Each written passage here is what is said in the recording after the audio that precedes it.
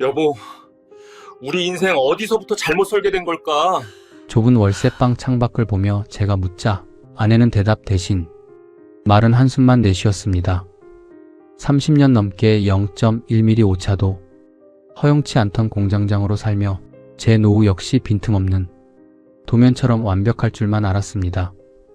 13억. 누가 봐도 넉넉한 노후 자금이었습니다. 서울을 떠나 북한 강이 보이는 언덕에서 아내와 별을 보며 은퇴 후의 낭만을 꿈꿨습니다. 하지만 그 달콤했던 상상이 독이 되어 돌아오는 데는 채 1년도 걸리지 않았습니다. 지금 손에 남은 돈은 3억. 단 몇 번의 잘못된 선택이 제 인생 전체를 불량품으로 만들어버렸습니다. 도대체 무슨 일이 있었던 걸까요? 사연 시작하기 전에 구독과 좋아요 부탁드립니다. 평범한 사람들의 숨겨진 이야기를 매일 전해드리는 채널입니다. 안녕하세요. 저는 올해 61세, 30년 넘게 중견기업에서 공장장으로 일했습니다. 정밀 부품 제조 라인을 책임지며 0.1mm의 오차도 허용하지 않는 게 제 신념이었습니다. 불량률 0.001%, 그게 제 자랑이었죠. 퇴직하던 날 제 손에는 2억 5천만 원의 퇴직금이 쥐어졌습니다. 그리고 20년 전 서울 변두리에 사둔 아파트 한 채가 있었습니다. 당시 시세로 10억 정도 됐죠. 계산해보니 12억 5천만 원입니다. 거기에 모아둔 예금까지 합치면 13억이 넘는 자산. 이 정도면 노후 준비는 끝난 거나 다름없다. 국민연금이 나오기 전까지 몇 년의 공백기 따위는 아무런 걸림돌도 되지 않아 보였습니다. 아니, 오히려 남들보다 훨씬 앞서 나간 완벽한 승리라고 확신했습니다. 제 인생의 설계도는 이미 완벽하게 완성되어 있었고 그저 남은 인생은 그 도면대로 흘러가기만 하면 충분하다고 생각했습니다. 아니, 확신했습니다. 그런데 문제가 생겼습니다. 아내의 건강이 점점 나빠지기 시작한 겁니다. 고혈압에 당뇨까지. 병원 다니는 날이 집에 있는 날보다 많아졌죠. 약도 여러 가지 먹어야 했고 조금만 스트레스 받으면 혈압이 급격히 올랐습니다. 사실 얼마 전에는 화장실에서 갑자기 어지러움을 느끼며 쓰러질 뻔한 적도 있었습니다. 다행히 큰 사고는 면했지만 아내의 얼굴이 하얗게 질려 떨던 그 모습이 지금도 잊히지 않습니다. 여보, 미안해. 내가 더 조심할게. 아내는 늘 미안해했습니다. 30년 넘게 제 뒷바라지 하느라 본인 건강은 돌보지 못한 거죠. 담당 의사 선생님이 말했습니다. 스트레스 관리가 제일 중요합니다. 무엇보다 마음 편히 쉴 수 있는 환경을 만드셔야 합니다. 그 말이 제 머릿속에 콕 박혔습니다. 그래, 공기 좋은 시골로 가서 아내 요양시키자. 복잡한 서울 떠나서 공기 좋은 시골 가면 아내 건강도 금방 회복되겠지. 어차피 연금 나올 때까지 몇 년만 조용히 쉬다 오면 되는 거 아닌가. 그날부터 제 머릿속엔 귀촌이라는 단어만 뱅뱅 돌았습니다. 공장에서 문제가 생기면 설비 자체를 교체하듯 아내의 병을 고치려면 환경을 통째로 바꿔야 한다는 결론을 내린 겁니다. 제 설계도의 시골 요양이라는 공정이 추가되는 순간이었습니다. 저는 그날부터 귀촌을 알아보기 시작했습니다. 인터넷을 뒤지고 귀촌 카페에도 가입했습니다. 서울에서 가깝고 공기 좋고 조용한 곳. 그게 제 조건이었습니다. 아내는 처음부터 반대했습니다. 여보, 우리 그냥 여기서 살면 안 돼? 병원도 가깝고 아들도 자주 오잖아. 나는 시골 가기 싫어. 하지만 저는 들으려 하지 않았습니다. 당신 건강 생각해서 그러는 거야. 공기 좋은 데서 요양하면 금방 좋아질 거야. 공장에서 수백 명 직원 관리하던 사람입니다. 집안일 하나쯤은 제가 결정할 수 있다고 생각했죠. 여보, 내 계산에 틀린 건 없으니 믿어. 그렇게 말했습니다. 그 목소리가 지금도 제 귓가에 맴돕니다. 얼마나 오만했는지, 얼마나 어리석었는지. 아내는 더 이상 말을 하지 않았습니다. 그저 불안한 눈빛으로 저를 바라볼 뿐이었죠. 그 눈빛을 저는 무시했습니다. 내가 인생 앞날 하나 못 내다보겠어? 남들은 퇴직금 몇 천만 원 가지고도 잘만 사는데 나는 13억이 넘는 자산이 있어. 내 판단은 언제나 옳았고 이번에도 그럴 거야. 그런 오만이 제 눈을 가렸습니다. 제가 30년 직장 생활하며 배운 건 세상을 보는 안목이 아니라 내 결정에 토를 다는 사람을 견디지 못하는 독선이었던 겁니다. 퇴직금 2억 5천으로 생활비 쓰고 아파트는 그대로 두면 값도 오를 테니 절대 무너지지 않을 안전한 담보라고 확신했습니다. 완벽한 설계도였습니다. 공장 라인 설계하듯 정교하게 짜놓은 노후 계획이었죠. 그런데 지금 돌이켜보면 그 설계도 어디에도 아내의 목소리는 없었습니다. 오직 제 자만심과 고집만 가득했죠. 저는 그날부터 주말마다 아내를 차에 태우고 경기도 일대를 샅샅이 뒤졌습니다. 공장에서 새 부지를 선정할 때처럼 토질, 경사도, 진입로를 꼼꼼히 따졌죠. 그러다 북한강 줄기가 내려다 보이는 어느 언덕 땅을 보는 순간 제 심장이 뛰기 시작했습니다. 그래, 바로 여기다. 남이 지어놓은 허술한 집은 못 믿어. 내 30년 공정 관리 실력으로 세상에서 가장 완벽하고 튼튼한 집을 내 손으로 직접 짓는 거야. 제 머릿속에는 이미 그 땅 위에 세워질 완벽한 스마트 하우스의 설계도가 그려지고 있었습니다. 아내의 요양 공간과 나의 작업실, 제 노후 계획의 단 하나의 오차도 없어 보였습니다. 아내는 여전히 걱정스러운 눈치였지만 저는 오히려 큰 소리를 쳤습니다. 걱정 마. 내가 공장 라인 한두 개 세워본 사람이야? 집 짓는 건 공장 세우는 거에 비하면 장난감 조립 수준이야. 당신 건강 생각해서 내가 인생 최고의 집을 지어줄게. 나만 믿어. 저는 그렇게 대답했습니다. 자신만만하게 확신에 차서 제 인생의 근간을 뒤흔들 거대한 균열은 전혀 보지 못했습니다. 그 완벽해 보이던 설계도가 1년 만에 제 인생 최대의 불량 공정이 될 줄은 그때는 정말 꿈에도 몰랐습니다. 귀촌 정보를 알아보던 어느 날 인터넷에서 전원주택 박람회 광고를 봤습니다. 서울 1시간, 깨끗한 공기, 아름다운 자연. 은퇴 후 제2의 인생을 시작하세요. 딱 제가 찾던 조건이었습니다. 아내와 함께 박람회장을 찾았습니다. 생각보다 사람이 많았습니다. 저희처럼 은퇴를 앞두거나 막 은퇴한 사람들이 대부분이었죠. 다들 기대에 찬 표정으로 부스를 돌아다녔습니다. 전원주택 모형들이 전시돼 있었습니다. 깔끔한 목조주택, 모던한 스틸하우스, 전원형 한옥까지 사진으로만 보던 것들을 실제로 보니 가슴이 뛰었습니다. 저런 집에서 아내와 단둘이 조용히 살면 얼마나 좋을까? 그때였습니다. 한 부스에서 정장 입은 남자가 다가왔습니다. 선생님, 귀촌 알아보시나 봐요? 혹시 어떤 지역 생각하세요? 아, 네. 서울에서 가깝고 공기 좋은데요. 아내 건강이 안 좋아서 요양할 곳을 찾고 있습니다. 그가 환하게 웃으며 명함을 건넸습니다. 행복한 귀촌 라이프 컨설팅 이라고 적혀 있더군요. 그럼 여기가 딱이시네요. 서울 1시간 거리의 공기는 정말 좋습니다. 요즘 은퇴하신 분들 엄청 많이 가세요. 상담실로 안내받았습니다. 커피를 따라주며 그가 물었습니다. 실례지만 어떤 일 하셨어요? 공장장이요. 30년 넘게 했습니다. 그의 눈빛이 반짝였습니다. 오, 공장장님이셨어요? 어쩐지 아까부터 포스가 남다르시다 했습니다. 그럼 기계 설비 같은 거 다 아시겠네요? 그는 의자를 바짝 당겨 앉으며 목소리를 낮췄습니다. 선생님, 사모님 요양도 요양이지만 퇴직하시고 나면 제일 걱정되는 게 사실 생활비 아닙니까? 그거야 뭐 아껴 쓰면 되지 않겠습니까? 제가 짐짓 여유로운 척 대답하자 그가 고개를 가로저었습니다. 에이, 베테랑 기술자분이 그 좋은 기술을 왜 썩힙니까? 요즘 귀촌 트렌드는 수익형 요양입니다. 그냥 쉬기만 하면 몸도 마음도 금방 늙어요. 공장장님 경력이면 시골 가시면 진짜 왕 대접 받으십니다. 왕 대접이라뇨? 농사 지으라는 겁니까? 농사가 아니라 경영이죠. 요즘 시골 비닐하우스도 다 자동화 공정입니다. 온도 센서, 양액 제어기, 이게 다 정밀 기계거든요. 시골 사람들은 고장나면 고칠 줄 몰라 쩔쩔매요. 근데 사장님 같은 분이 조금만 손보시면 남들 힘들게 농사 지을 때 앉아서 연금보다 더 버십니다. 요양하면서 돈까지 벌 수 있는데 이보다 완벽한 노후가 어디 있습니까? 연금보다 더 번다? 그 말이 제 귀를 날카롭게 파고들었습니다.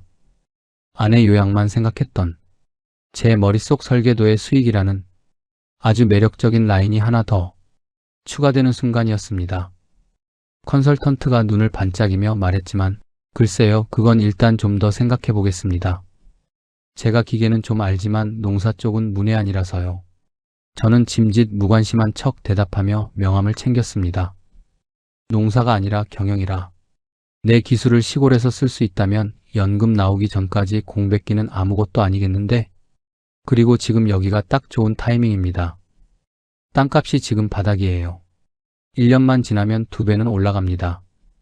노트북을 펼쳐 보여줬습니다. 경기도 지역 땅값 그래프였습니다. 최근 몇 년간 계속 오르는 추세더군요.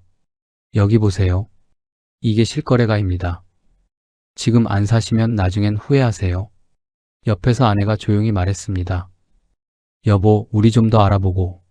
하지만 저는 이미 마음이 끌리고 있었습니다. 병원도 가깝습니다. 큰 병원까지 30분이면 갑니다. 서울처럼 막히지도 않아요. 30분이면 가깝다고 생각했습니다. 서울도 출퇴근 시간엔 30분 이상 걸리니까요. 우리 컨설팅 받으신 분들 만족도 엄청 높으세요.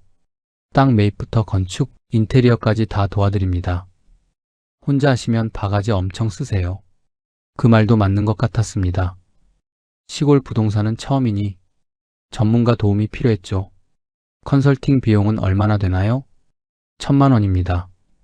하지만 저희가 아껴드리는 돈 생각하면 공짜나 마찬가지죠. 건축비만 해도 몇천 절약해드립니다. 1,000만 원. 적지 않은 돈이었지만 13억이 있으니 가능했습니다. 일단 계약서 쓰시고 천천히 알아보세요. 계약금 300만 원만 내시면 저희가 적당한 땅부터 알아봅니다. 여보, 우리 집에 가서 다시 얘기해요. 아내가 제 팔을 잡아당겼습니다. 하지만 저는 이미 결심한 상태였습니다. 좋습니다. 계약하죠. 카드를 꺼내 300만 원을 결제했습니다. 계약서에 도장을 찍었습니다. 그 순간 아내의 표정이 어두워지는 게 보였습니다. 잘 선택하셨습니다, 선생님. 1년 후엔 저한테 감사 인사하실 겁니다. 그가 활짝 웃으며 악수를 청했습니다. 저도 힘차게 악수했습니다. 박람회장을 나서며 저는 들떠 있었습니다. 여보, 우리 이제 전원주택에서 살게 됐어. 건강도 챙기고 돈도 벌 수 있대. 아내는 대답하지 않았습니다. 그저 무거운 한숨만 내쉬었죠. 왜 그래? 좋은 일인데. 당신 건강 생각해서 그러는 거야. 여보, 우리 서울집 팔아야 하잖아. 아들은 어떻게 하고? 여보, 당신은 걱정도 팔자야. 아들놈 대기업 들어가서 제 앞가림 잘하고 있잖아. 월급 꼬박꼬박 나오고 회사 근처에 오피스텔도 있는데 뭐가 걱정이야? 우리 아들만큼 반듯하게 자란 놈이 어딨어. 서울집 팔아서 좋은 집 짓고 당신 건강 챙기면서 수익도 나오면 3년 후 연금까지 여유롭게 살 수 있어. 제 계산은 완벽했습니다. 아니, 완벽하다고 믿었습니다. 집으로 돌아와 바로 아파트 매물을 내놨습니다. 20년 살던 집이었습니다. 아들이 독립하기 전까지 썼던 방, 아내가 가꾼 작은 베란다 화분들, 모든 게 추억이었습니다. 하지만 저는 망설이지 않았습니다. 재건축 얘기가 있어서 관심 있는 사람들이 많았습니다.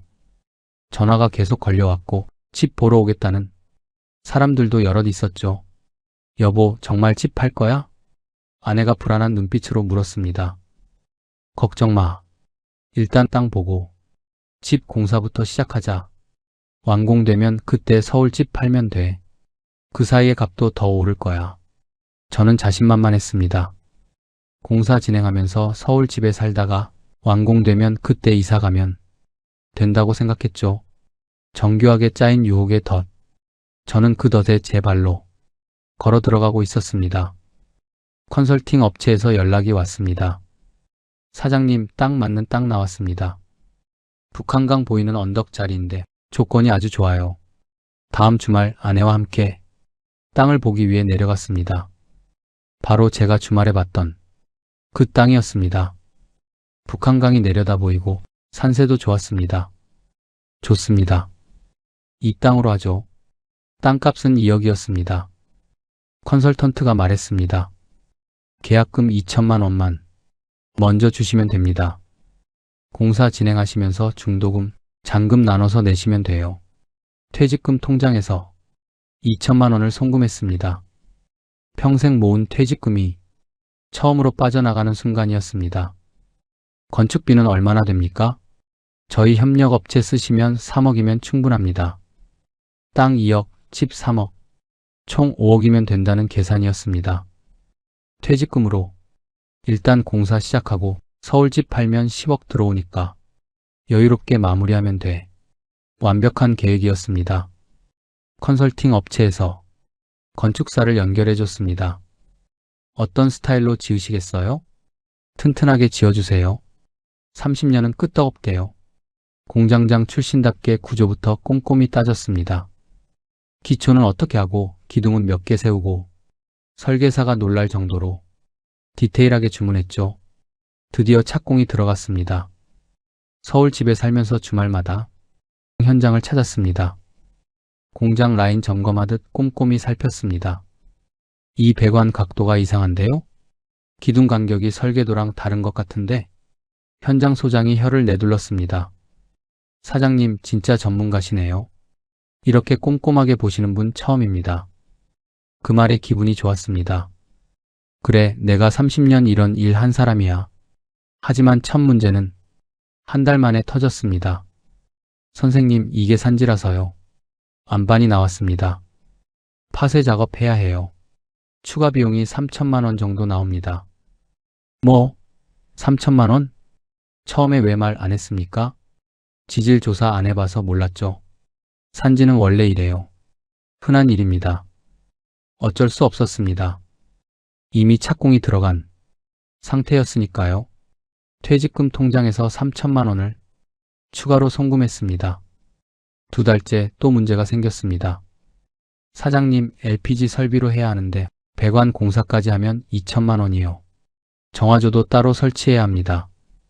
하수관이 안 들어와서요. 이것도 2천만 원 정도. 또 4천만 원이 나갔습니다. 주말마다 공사 현장 가는 게 점점 무거워졌습니다. 갈 때마다 추가 비용 얘기가 나왔으니까요. 단열재를 좋은 걸로 해야 겨울에 안 춥습니다. 사장님, 이왕 짓는 거 제대로 하셔야죠. 아내 건강 생각하면 추워서는 안 됐습니다.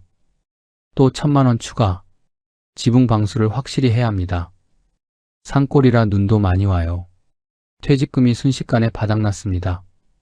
공사는 겨우 절반도 안 끝난 상태였습니다. 여보, 퇴직금 다 썼어? 아내가 놀라서 물었습니다. 괜찮아. 서울집 팔면 10억 들어오잖아. 그걸로 마무리하면 돼. 하지만 속으로는 불안했습니다.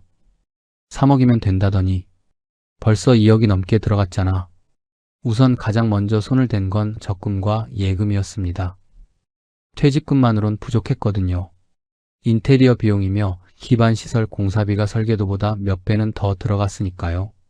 사장님, 마루는 원목으로 하시면 좋은데 합판이랑 차이가 2천만 원 정도요. 아내를 위한 집입니다. 저렴한 자재 쓸 순 없었습니다. 주방, 화장실, 보일러, 창호 하나하나 선택할 때마다 돈이 나갔습니다. 몇 개월이 지났습니다. 드디어 집이 완공됐습니다. 북한강이 내려다 보이는 언덕 위에 서 있는 제 집, 튼튼하고 아름다웠습니다. 공장장 출신답게 완벽하게 지었다는 자부심이 들었죠. 하지만 총 공사비를 계산하니 숨이 막혔습니다. 땅 2억, 건축비 기본 3억에 추가 공사 1억 5천, 인테리어 5천, 가전 및 기타 5천, 총 7억 5천만 원이 들어갔습니다. 3억이면 된다고 하지 않았습니까? 컨설턴트에게 따지자 그가 태연하게 말했습니다. 그건 기본 시공비가 3억이죠. 근데 좋은 자재 쓰시겠다고 본인이 선택하셨잖아요. 그리고 산지는 원래 추가 비용 나오는 거예요. 할 말이 없었습니다. 제가 선택한 것들이었으니까요. 집은 완성됐습니다. 이제 서울집을 팔아야 했습니다. 매물 내놓은 지 몇 달이 지나 있었습니다. 관심 있다던 사람들에게 연락했습니다. 네, 이번 주 안으로 계약 가능합니다. 일주일 만에 10억에 계약이 성사됐습니다. 재건축 얘기가 있어서 금방 팔렸습니다. 공사비 미지급금을 다 정리하니 손에 남은 돈 3억, 퇴직금은 이미 공사비로 다 들어간 상태. 결국 13억에서 7억을 넘게 쓴 셈이었습니다. 그래도 5억 넘게 남았어. 3년만 아껴 쓰면 돼. 집이 완공되었다는 소식을 듣고 저는 아들에게 전화를 걸었습니다. 이미 공사 시작 전부터 시골행을 선언해 두었던 터라 아들도 담담하게 전화를 받더군요. 드디어 집 공사가 다 끝났다. 이번 주말에 이사하기로 했다. 아, 벌써 다 지었나요? 고생 많으셨어요, 아버지. 아들은 잠시 생각에 잠긴 듯 하더니 이내 차분한 목소리로 대답했습니다. 어머니 건강 생각해서 결정하신 거니까 정말 잘하신 거예요. 복잡한 서울보다 공기 좋은 훨씬 나으실 겁니다. 저도 응원할게요. 속으로 뿌듯했습니다. 우리 아들 효자네. 대기업 다니느라 바쁜데도 부모 걱정해 주는구나. 그래, 서울서 1시간이면 오잖아. 주말에 놀러와. 네, 아버지. 몸 건강하세요.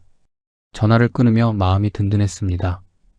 집도 새로 지었고 아들도 응원해주고 앞으로 펼쳐질 평화로운 노후가 기대됐죠. 하지만 그때는 몰랐습니다. 그 아들이 몇 개월 후 제 노후 자금을 들고 사라질 줄은. 서울집 짐을 쌌습니다. 20년 살던 추억이 가득한 집이었습니다. 여보, 정말 괜찮을까? 아내가 마지막으로 물었습니다. 괜찮아. 당신 건강 챙기면서 편하게 살자. 이사 트럭에 짐을 싣고 새로운 우리의 집으로 향했습니다. 7억짜리 전원주택. 제가 완벽하게 설계했다고 믿었던 제 인생. 하지만 그 집은 블랙홀의 시작일 뿐이었습니다. 진짜 전쟁은 이제부터였습니다. 이사한 첫날, 북한강이 보이는 언덕 위 제 집. 햇살이 거실 가득 들어오고 공기는 정말 상쾌했습니다. 여보, 여기 공기 정말 좋다. 아내도 오랜만에 밝게 웃었습니다. 그래, 잘 선택했어. 여기서 건강 회복하면 돼. 하지만 그 평화는 오래가지 못했습니다. 첫 겨울이 왔습니다. 갑자기 한파가 몰아쳤습니다. 새벽에 이상한 소리가 들렸습니다. 뛰어 일어나 보니 화장실에서 물이 쏟아지고 있었습니다. 배관이 터진 겁니다. 여보, 큰일 났어. 밸브를 잠그고 수건으로 물을 막았지만 이미 늦었습니다. 아침에 수리기사를 불렀습니다. 아이고, 이거 동파 제대로 됐네요. 배관 전체를 교체해야 할 것 같은데요. 얼마나 듭니까? 200만 원 정도요. 그리고 출장비가 15만 원입니다. 서울에서는 출장비가 3만 원 정도였는데 여기는 5배가 넘었습니다. 왜 이렇게 비쌉니까? 여기가 산골이잖아요. 왕복 2시간 걸리는데요. 어쩔 수 없이 고쳤습니다. 난방비 고지서가 왔습니다. 눈을 의심했습니다. 82만 원. 서울 아파트에서는 겨울에도 20만 원 정도였는데 배가 넘는 금액이었습니다. LPG가 도시가스보다 비싸요. 게다가 이 집 평수가 크잖아요. 산골은 원래 난방비 많이 나와요. 공장에서 에너지 효율 계산하던 제가 정작 제 집 난방비는 제대로 계산 못했습니다. 문제는 마을 사람들이었습니다. 이사 온 지 한 달쯤 됐을 때 마을 이장님이 찾아왔습니다. 사장님, 이사 오셨다며? 환영합니다. 그런데 말입니다. 뭔가 불길했습니다. 우리 마을 도로 쓰시려면 분담금 내셔야 합니다. 외지인은 다 내요. 관례예요. 분담금이요? 얼마나 됩니까? 500만 원입니다. 500만 원요? 공도인데 왜 돈을 냅니까? 이게 마을에서 자체적으로 포장한 거거든요. 외지 분들은 당연히 내셔야죠. 안 내시면 뭐 어쩔 수 없지만 마을 살기 불편하실 겁니다. 협박 같았지만 거부할 수도 없었습니다. 매일 그 길로 다녀야 하니까요. 500만 원을 송금했습니다. 한 달 후 또 다른 사람이 찾아왔습니다. 사장님, 오수관 연결하셨죠? 우리 마을 공동 오수관인데 연결 분담금 내셔야 해요. 그것도 돈을 냅니까? 공사할 때 이미 다 냈는데요? 그건 공사비고 유지 관리비는 따로 해요. 500만 원 내셔야 해요. 또 통장에서 돈이 빠져나갔습니다. 마을 축제 때는 찬조금을 요구했습니다. 도로 포장 추가 공사 때도 찾아왔습니다. 분담금 100만 원씩. 거부하면 마을에서 왕따 당할 것 같았습니다. 계속 돈을 냈습니다. 저 사람 서울서 온 돈 많은 공장장이래. 마을 사람들 사이에 소문이 돌았습니다. 돈 있다는 소문이 나니 끊임없이 사람들이 손을 내밀었습니다. 집에 문제가 생기면 더 심했습니다. 공장에서는 제가 직접 고치던 것들을 여기서는 다 돈 주고 불러야 했습니다. 통장 잔고를 확인했습니다. 충분하다고 생각했던 노후 자금이 3억으로 줄어 있었습니다. 난방비, 수리비, 마을 분담금. 돈이 순식간에 사라졌습니다. 여보, 돈이 너무 빨리 나가는데? 아내가 불안해했습니다. 괜찮아. 이제 큰돈 쓸 일 없어. 난방비만 조절하면 돼. 하지만 저도 불안했습니다. 이 속도면 얼마 못 버틸 것 같았으니까요. 아내의 건강은 나아지기는 커녕 더 악화됐습니다. 병원이 멀어서 제때 가기 어려웠고 마을 사람들 눈치 보느라 스트레스만 쌓였습니다. 여보, 나 서울 가고 싶어. 아내가 조용히 말했습니다. 조금만 참자. 적응되면 괜찮아질 거야. 저는 그렇게 대답했습니다. 시골은 로망이 아니었습니다. 전쟁터였습니다. 매일 어디선가 돈이 새나갔고 제 자산은 모래성처럼 무너지고 있었습니다. 공장에서 0.1mm 오차도 잡아내던 제가 제 인생에서 새나가는 돈은 막지 못했습니다. 이사하고 어느 날 아들에게서 전화가 왔습니다. 아버지, 이번 주말에 갈게요. 오랜만에 얼굴 좀 뵙고 싶어서요. 기분이 좋았습니다. 바쁜 와중에도 부모 생각해주는 아들. 주말 아들이 차를 몰고 왔습니다. 어머니, 건강 좀 어떠세요? 아버지, 집 정말 잘 지으셨네요. 함께 점심을 먹었습니다. 아내가 준비한 음식을 먹으며 이런저런 이야기를 나눴습니다. 아버지, 여기서 뭐하고 지내세요? 그냥 쉬지. 연금 나올 때까지 조용히 살려고. 아들이 잠시 망설이더니 말했습니다. 아버지, 사실 오늘 드릴 말씀이 있어서 왔어요. 뭔가 진지한 분위기였습니다. 무슨 일이야? 혹시 회사에 무슨 문제 생긴 거 아니야? 아니요, 그게 아니라. 아들이 노트북을 꺼냈습니다. 제가 요즘 사업 아이템을 하나 준비하고 있거든요. 사업? 대기업 다니는 아들이 웬 사업 얘기인지 의아했습니다. 농산물 유통 플랫폼입니다. 화면에 그럴듯한 기획서가 펼쳐졌습니다. 요즘 로컬 농산물 직거래가 대세잖아요. 특히 여기는 서울 접근성도 좋고 농산물도 좋고 이걸 온라인 플랫폼으로 연결하는 겁니다. 그럴듯해 보였습니다. 근데 아버지한테 왜 이 얘기를? 아들이 환하게 웃으며 말했습니다. 아버지, 공장장 하셨잖아요. 물류 시스템 관리, 재고 관리, 품질 관리 이런 거 30년 하신 분이 바로 아버지세요. 제 경력을 인정해 주는 것 같아 기분이 좋았습니다. 그리고 아버지가 여기에 계시잖아요. 현장에서 직접 농가랑 소통하시고 품질도 체크하시고 이보다 완벽한 시너지가 어디 있겠어요? 논리가 정교했습니다. 마치 제 경력을 위해 만든 사업 같았습니다. 투자금은 얼마나 필요한데? 3억이면 됩니다. 플랫폼 개발비, 초기 운영비, 물류센터 임대 3억. 제 통장에 남은 돈과 정확히 일치했습니다. 아들아, 그런데 망설였습니다. 그 돈은 연금 나올 때까지 버틸 돈이었으니까요. 아들이 제 손을 잡았습니다. 아버지, 저만 믿어주세요. 성공하면 아버지한테도 월 소득 생기게 해드릴게요. 그리고 나중에 서울 아파트 다시 사드릴게요. 서울 아파트 10억에 팔았던 그 집이 떠올랐습니다. 재건축 확정됐다는 소문도 들렸죠.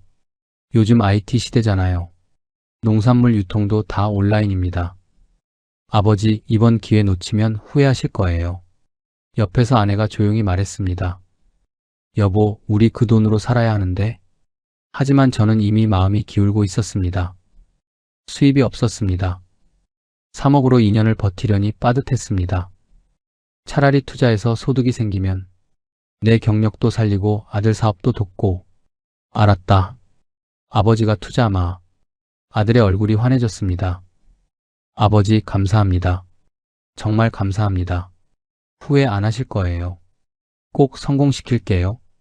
다음 날 아들이 보낸 계좌로 3억을 송금했습니다. 통장 잔고가 텅 비었습니다. 여보, 정말 괜찮을까? 아내가 불안해했습니다. 괜찮아.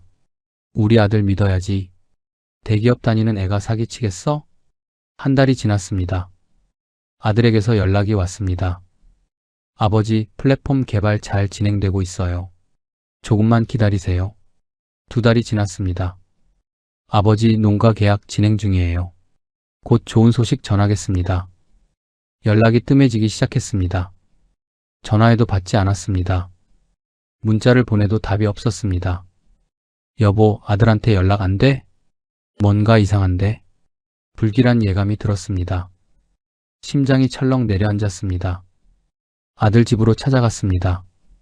문은 잠겨 있었고 우편함에는 고지서가 가득했습니다. 결국 아들 친구를 통해 연락이 닿았습니다. 아버지, 아들의 목소리는 죽어 있었습니다. 너 지금 어디 있어? 무슨 일이야? 사업은 어떻게 됐어? 긴 침묵 끝에 아들이 말했습니다. 아버지, 죄송해요. 사업은 거짓말이었어요. 머릿속이 하얘졌습니다. 무슨 소리야? 코인이랑 주식에 투자했어요. 빚이 너무 많아서 그걸 메우려고 아버지 돈으로 한 방 노려봤는데 다 잃었어요. 전화기를 떨어뜨릴 뻔했습니다. 말이 나오지 않았습니다. 농산물 유통은 다 거짓말이야? 내 경력 살린다는 것도 시너지도 다? 죄송해요, 아버지. 정말 죄송해요. 전화가 끊어졌습니다. 다시 걸어도 받지 않았습니다. 그 자리에 주저앉았습니다. 3억. 제 노후를 책임질 마지막 돈. 연금 나올 때까지 버틸 생명줄. 그게 아들의 빚잔치 속에 흔적도 없이 증발했습니다. 사업은 핑계였습니다. 농산물도 물류 시스템도 시너지도 다 거짓말이었습니다. 제 경력을 인정해 준 것도 아버지를 존중한 것도 아니었습니다. 그저 노후 자금을 얻어내기 위한 정교한 사기극이었습니다. 아내한테 진실을 말할 용기가 없었습니다. 손에 남은 건 아무것도 없었습니다. 자식 앞길 열어주려던 제 마음이 제 노후를 나락으로 떨어뜨렸습니다. 제 세상은 무너져 내렸습니다. 3억. 우리 부부의 마지막 생명줄이 아들의 코인 도박판에서 증발했다는 사실을 도저히 믿을 수 없었습니다. 어떻게 아내한테 말하지? 3억이 다 날아갔다고 어떻게 말해? 집 앞에 차를 세우고도 한참을 문을 열지 못했습니다. 손이 떨려서 차 키를 떨어뜨렸습니다. 현관문을 열고 들어섰습니다. 아내가 거실에서 저를 기다리고 있었습니다. 아내에게는 잘 되고 있다고 거짓말을 하려 했지만 제 손은 하루 종일 떨리고 있었습니다. 다녀왔어. 최대한 평온한 척했지만 목소리가 갈라졌습니다. 아내는 제 얼굴을 보더니 바로 알아챘습니다.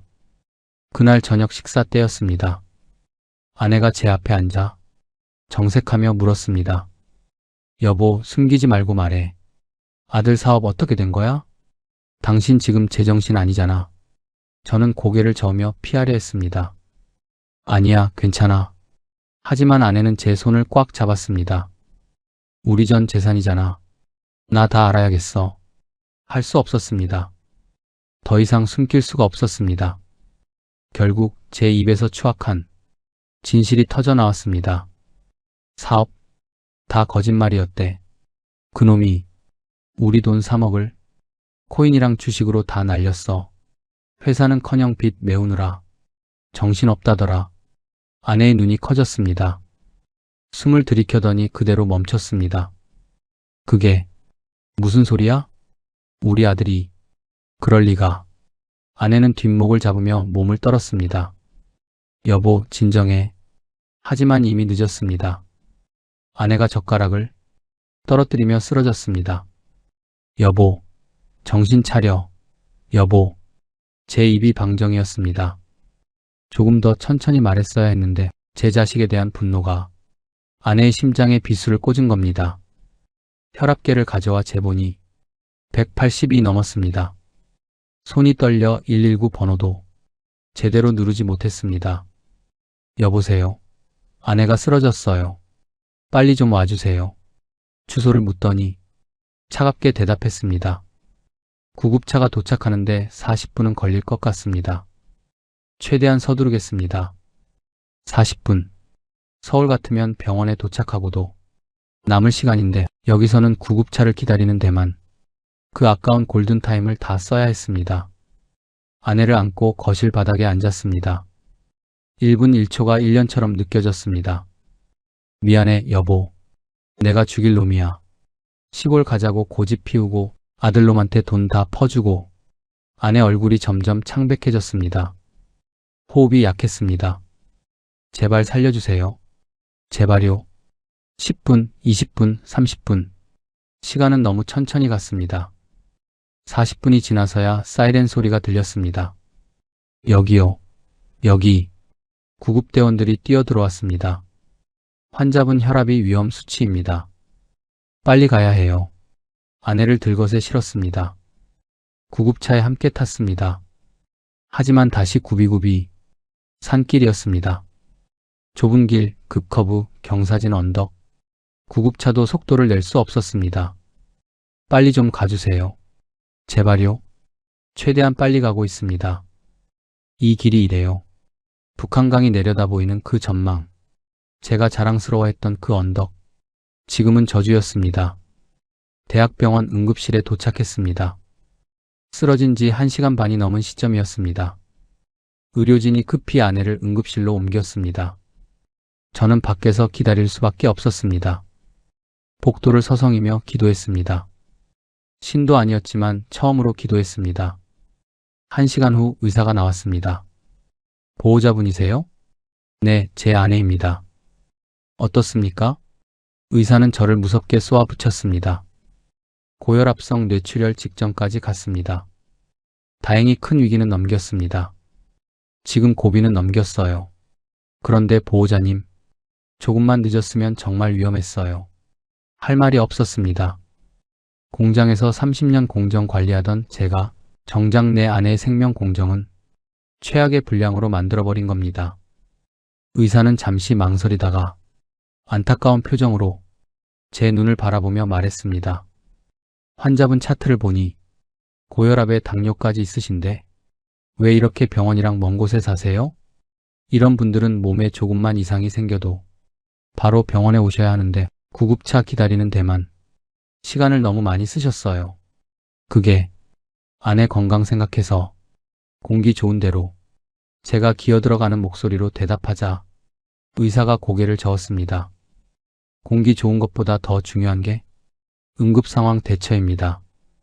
이번엔 정말 운이 좋았지만 다음에도 이렇게 시간이 지체되면 그땐 장담할 수 없어요. 환자분을 정말 생각하신다면 진지하게 거주지를 고민해 보시는 게 좋겠습니다.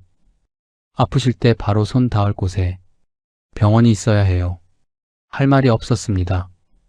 공장에서 30년 동안 정밀 부품의 수명을 계산하던 제가 정작 아내의 생명이 달린 거리는 계산하지 못했습니다. 의사가 돌아선 뒤 저는 벽을 짚고 주저앉았습니다. 병실에 들어갔습니다. 산소 마스크를 쓴 아내가 누워 있었습니다.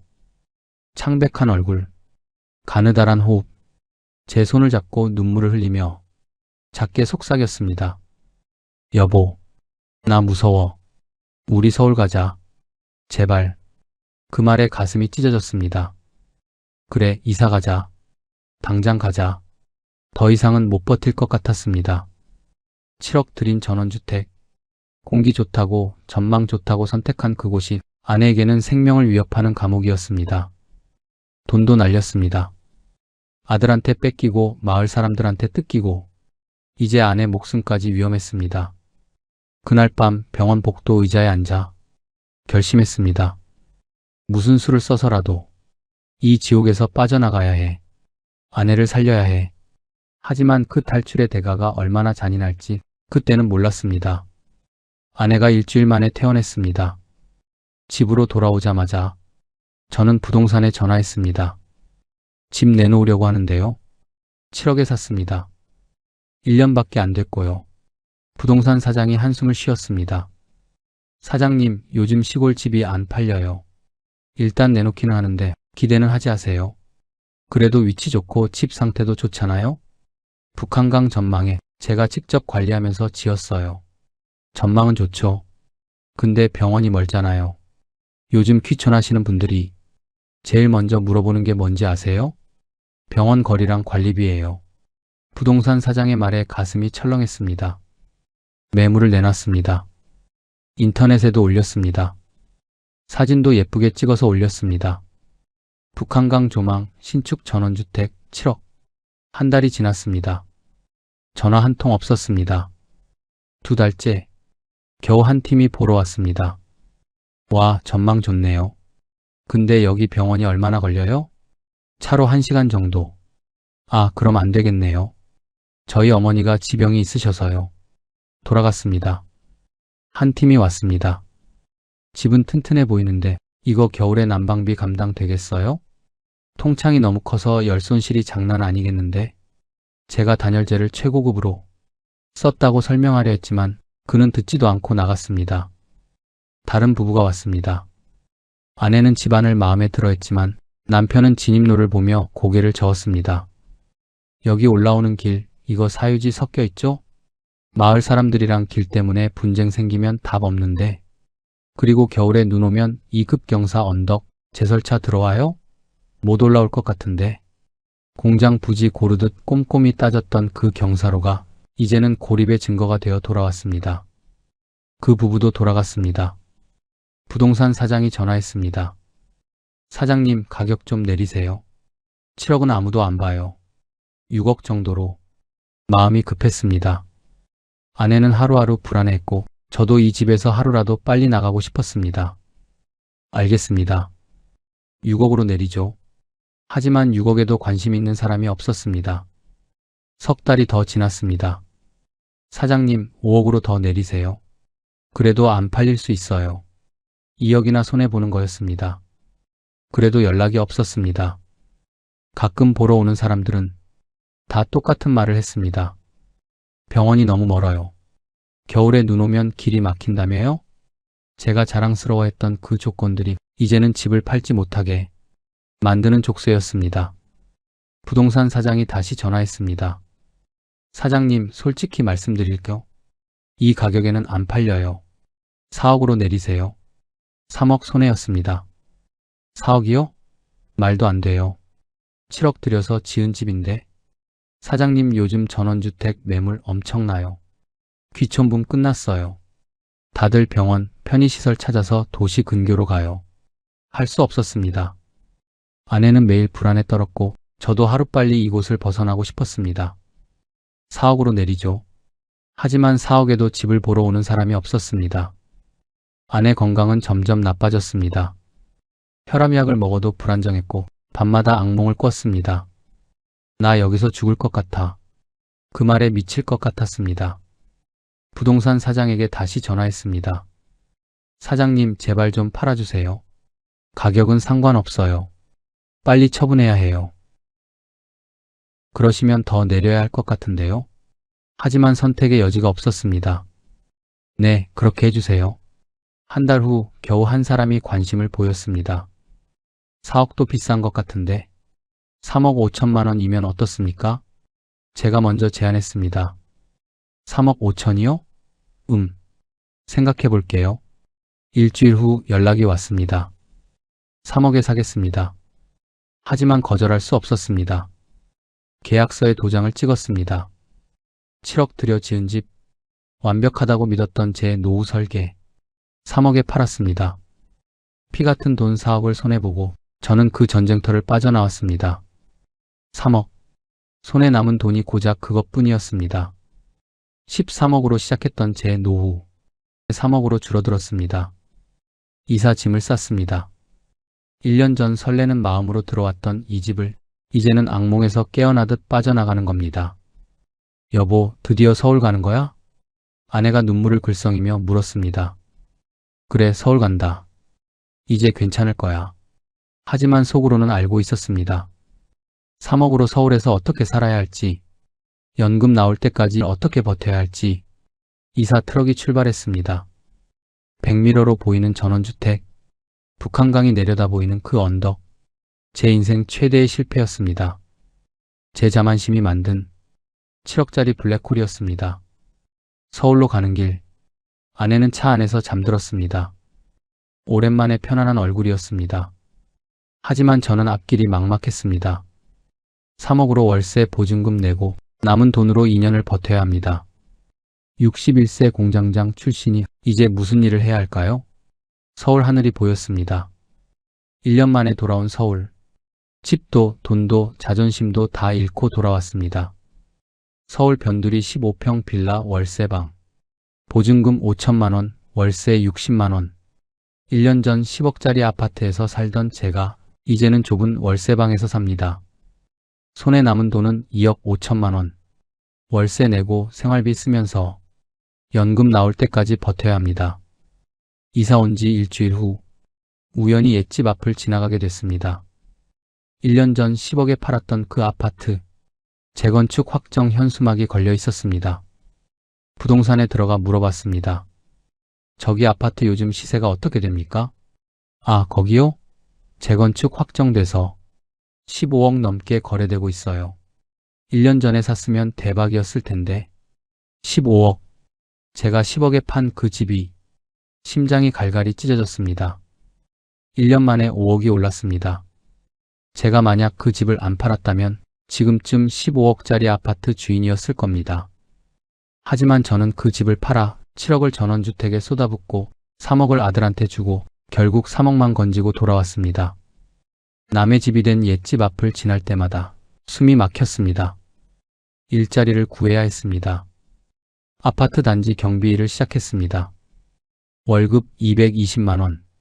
공장에서 수백 명 직원을 관리하던 제 손에 이제는 아파트 쓰레기 봉투와 낡은 빗자루가 들려 있습니다. 솔직히 처음엔 자존심이 욱신거리기도 했습니다. 하지만 주민들이 고개를 숙이며 건네는 한마디, 경비 아저씨 오늘도 수고 많으십니다.